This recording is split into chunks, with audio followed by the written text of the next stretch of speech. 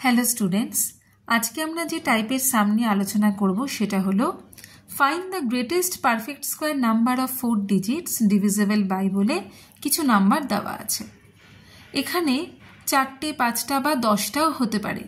যত নাম্বারই থাক না কেন, প্রথমেই কাজ হচ্ছে সমস্ত নাম্বারগুলোকে এলসিএম দিয়ে রিপ্লেস করা, কারণ ডিভিজিবল বাই এগুলো হওয়াও যা আর এলসিএম দিয়ে ডিভিজিবল হওয়াটা একই ব্যাপার। তাহলে এখানে যত নাম্বারই থাক না কেন সবগুলোকে রিপ্লেস করছে এলসিএম। তাহলে এই পার্টটা হয়ে গেল। এরপরে আসছে পারফেক্ট স্কোয়ার।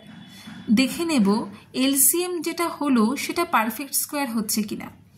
এখানে 300, এটা পারফেক্ট স্কোয়ার নাম্বার নয়। যদি পারফেক্ট স্কোয়ার হয়ে যায় তাহলে কিন্তু আবার পারফেক্ট স্কোয়ার করার দরকার নেই।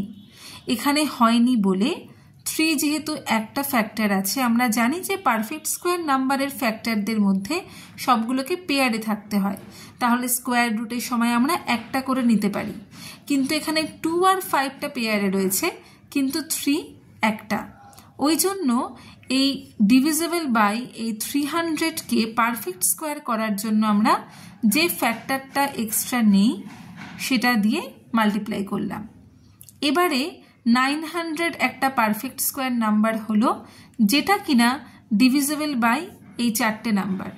আবারও বলছি, এই 4টে নাম্বার দিয়ে হওয়া যা আবার এলসিএম দিয়ে হওয়াটা একই ব্যাপার। তাহলে এই পার্টটুকু হয়ে গেল। এরপরে হচ্ছে গ্রেটেস্ট হতে হবে আর 4 ডিজিট। কিভাবে সম্ভব? 900 নিজে একটা পারফেক্ট স্কোয়ার নাম্বার। আমাদের যদি বলা হয় যে তোমরা পরপর পারফেক্ট স্কোয়ার নাম্বারগুলোকে বলো, কি বলবো? 0 স্কোয়ার, 1 স্কোয়ার, 2 স্কোয়ার, 3 স্কোয়ার, এইভাবে থাকবে।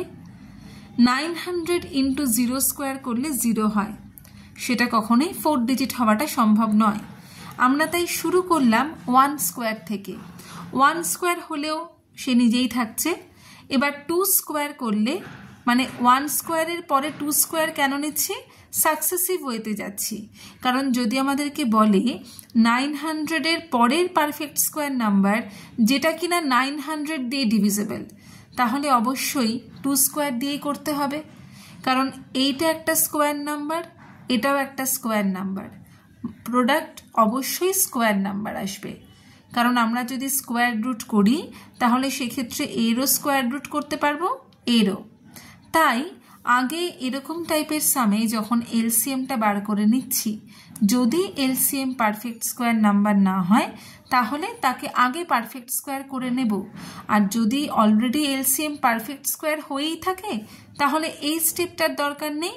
আমরা ডাইরেক্ট আরেকটা পারফেক্ট স্কোয়ার নাম্বার দিয়ে এরকম মাল্টিপ্লাই করে করে দেখতে থাকবো যে গ্রেটেস্ট কখন হচ্ছে। দেখো, দুটো ক্ষেত্রেই 4 ডিজিটের আসছে। অবশ্যই দেখাবো যে 4 স্কোয়ার দিয়ে করলে 5 ডিজিট হচ্ছে, না হলে কিন্তু গ্রেটেস্ট হচ্ছে সেটা বোঝা যাবে না। তাহলে উত্তরটা কোনটা? 8100।